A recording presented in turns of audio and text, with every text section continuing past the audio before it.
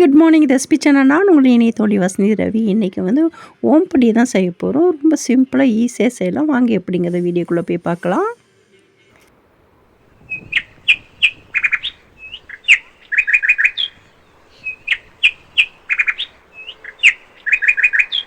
இன்றைக்கி வந்து நம்ம ஓமப்பொடி தான் செய்ய போகிறோம். ரொம்ப ஸ்நாக்ஸ்லேயே ரொம்ப ஈஸியான ஸ்நாக்ஸ் இது தான். கொஞ்சம் நேரத்துலேயே செஞ்சிடலாம். இது எப்படி செய்யலான்னு பார்க்கலாம் வாங்க. ஓம்பொடி செய்கிறதுக்கு ஃபஸ்ட்டு நம்ம ஓமம் வந்து கரைச்சி வச்சுக்கலாம். அதுக்கு ஒரு ஸ்பூன் வந்து ஓமத்தை போட்டு நான் மிக்சியில் அரைச்சிக்கிறேன். இது ரொம்ப பொடியாக வராது, சும்மா 1-2 வரும். அது தண்ணி ஊற்றி நம்ம கொஞ்சம் நேரம் அப்படியே வச்சிடலாம். இது ஓரமாக இருக்கட்டும். இப்போ ஓமப்பொடி செய்கிறதுக்கு நம்ம மாவு ரெடி பண்ணிடலாம். ஒரு பாத்திரத்தில் 1 கப் அளவுக்கு வந்து நான் கடலை மாவு எடுத்திருக்கேன். உங்கள் தேவைக்கு ஏற்ற மாதிரி நீங்கள் எடுத்துக்கோங்க. கொஞ்சம் பெருங்காயத்தூள் போட்டுக்கலாம். பட்டர் வந்து நம்ம வெளியே எடுத்து வச்சுருக்கோம் ஃப்ரிட்ஜில் இருந்து, அதை நம்ம யூஸ் பண்ணிக்கலாம். உப்பை வந்து ஓமக்கரைசலை நம்ம இதோடு சேர்த்திக்கலாம்.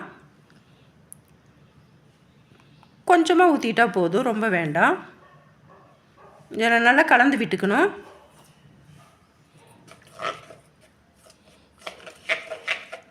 பட்டர் வந்து ரூம் டெம்பரேச்சரில் இருக்கிற மாதிரி பார்த்துக்கோங்க.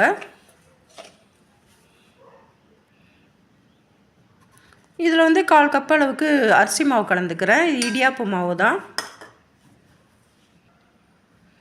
கொஞ்சம் மஞ்சத்தூள் போட்டு 1 ஸ்பூன் எண்ணெய் கூட விட்டுக்கலாம்.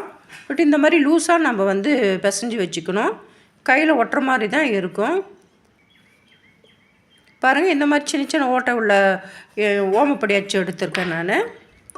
இப்போ இதை வந்து நம்ம புழிஞ்சிக்கலாம். முறுக்கு பிழியறதுல கொஞ்சோண்டு ஆயில் அப்ளை பண்ணிக்கலாம். அப்போ தான் கொஞ்சம் ஒட்டாத வரும்.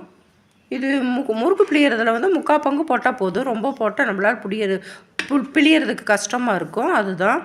பாருங்கள், ஆயில் நல்லா காஞ்சிருச்சு. நம்ம இப்போ பிழிஞ்சிக்கலாம். பாருங்கள் எவ்வளோ ஈஸியாக வருதுன்னு பாருங்கள். இது டக்குன்னு செஞ்சிடலாம். கொஞ்ச நேரம் இது வேகிறதுக்கு கூட ரொம்ப டைம் எடுத்துக்காது. கடையில் போய் வாங்கிட்டு இருக்கிறதுக்கு இந்த மாதிரி நம்ம வீட்டிலே செஞ்சு இந்த ஓமப்பொடி இருந்தால் நம்ம நிறைய டிஷ்ஷுக்கு யூஸ் பண்ணிக்கலாம். அப்படியே கூட சாப்பிட்டு நம்ம தயிர் சாதம், ரசம் சாதம் எதுக்கு வேணாலும் நம்ம அப்படியே கூட சாப்பிட்டுக்கலாம்.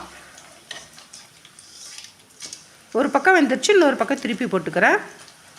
மீடியம் ஃப்ளேமில் இருக்கிற மாதிரி பார்த்துக்கோங்க.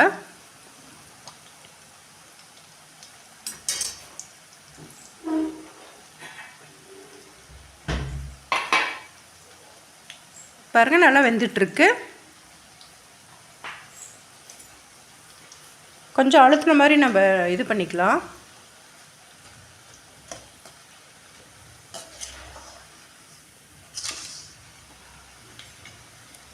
ஒரு பக்கம் வெந்துருச்சு, இன்னொரு பக்கம் திருப்பி போட்டுக்கலாம். பாருங்கள், உப்பு ரெடி ஆயிடுச்சு. நம்ம எடுத்து நம்ம நல்லா ஆயிலை நல்லா ஃபில்டர் பண்ணிக்கலாம்.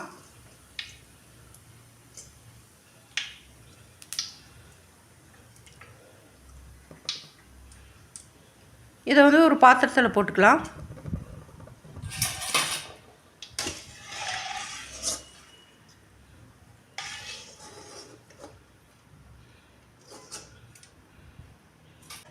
இன்னொரு பேட்சும் நான் போட்டுக்கிறேன். எனக்கு மொத்தம் 3 பேட்ச் வந்தது 1 கப்பு மாவுக்கு.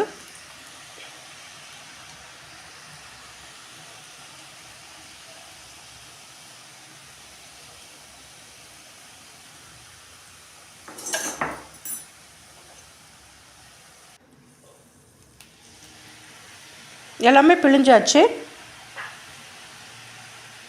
இது ரொம்ப சுலபமாக செஞ்சிடலாம். கொஞ்ச நேரத்தில் ரெடி ஆயிடும். பாருங்கள், 2 கொத்து கறிப்பிலையை வந்து இதே ஆயிலில் போட்டுக்கிறேன். வந்து ஸ்டவ் ஆஃப் பண்ணிவிட்டு போட்டுக்கணும். இல்லாட்டினா கறிப்பிலை போடும்போது நம்ம ஜாக்கிரதையாக இது பண்ணணும். இல்லாட்டினா மேலே தெளிச்சிடும். லிட் இருந்தால் லிட் போட்டு கூட நீங்கள் பொரிச்சிக்கோங்க.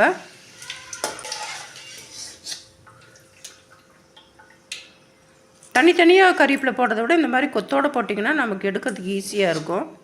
இது எல்லாமே ஒரு பாத்திரத்தில் நான் போட்டுக்கிறேன். பாருங்கள், ஓமப்பொடி இதில் போட்டு நான் நல்லா க்ரஷ் பண்ணிக்கிறேன்.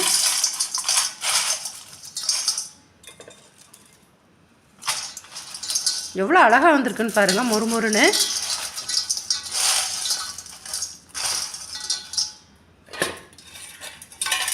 பாருங்கள், இன்னொன்றும் போட்டுக்கிறேன். 3 பேட்ச் போட்டிருந்தேன். இவ்வளோ வந்திருக்கு எனக்கு. இது மேலே கொஞ்சம் கறிவேப்பிலை போட்டுக்கலாம். டேஸ்ட்டுக்காக இன்னும் கொஞ்சம் உப்பு போட்டுக்கலாம். இன்னும் கொஞ்சம் மிளகாய் பொடி போட்டுக்கலாம். அப்போ தான் கொஞ்சம் நல்லாயிருக்கும். எல்லாமே நல்லா குலுக்கி விட்டுக்கலாம், எல்லா பக்கமும் படுற மாதிரி. பாருங்கள், நல்லா நம்மளுடைய சுவையான ஓமப்பொடி ரெடி ஆயிடுச்சு. நல்லா மொறுமொறுன்னு இருக்குது. நீங்களும் ட்ரை பண்ணி பாருங்கள். ரொம்ப ரொம்ப டேஸ்ட்டாக இருக்கும். நீங்களும் இதே மாதிரி ட்ரை பண்ணி பாருங்கள். இந்த வீடியோ உங்களுக்கு பிடிச்சிருக்குன்னு நினைக்கிறேன். தேங்க்ஸ் ஃபார் வாட்சிங்.